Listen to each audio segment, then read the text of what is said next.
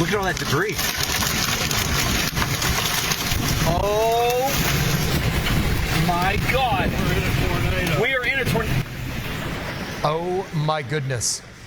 This video captured in Missouri by Mr. Tad Peters as he and a passenger shelter in their car as a tornado passes through. Had to bleep out a few words there, Mike. Yeah, you think? And I'm glad they were safe, because being in a car during a tornado is not a good thing. Our CBS affiliate in St. Louis says there was damage across parts of the city, and several crashes and debris were scattered all over on the highway there. At least 9 tornadoes touched down Missouri during Friday night's storm that continues to head eastward.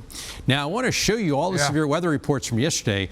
I want to paint this on because I want to start with a blank map. These are all the severe weather reports in the last 24 hours. My goodness. Anything that's blue, that's hail or wind damage. The red were the tornadoes.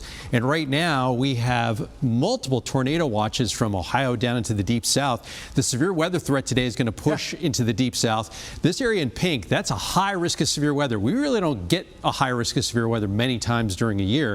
And they're going to have a high risk of long track tornadoes. Those are ones that are on the ground for quite a long time. Could be EF2, 3, or higher with that. Now, this severe threat is going to shift into our area tomorrow, but you notice we don't have any big reds or pinks in there. So the severe weather threat tomorrow here isn't as high, but we could have some severe storms tomorrow and maybe some isolated tornadoes in Virginia. My goodness, it's just because it's the weather is warming up? Yeah, and we have a strong jet stream. We have a big clash of air masses, and for us, it's going to lose a little bit of that punch by the time it gets here tomorrow, but it still could be a very active weather day tomorrow afternoon.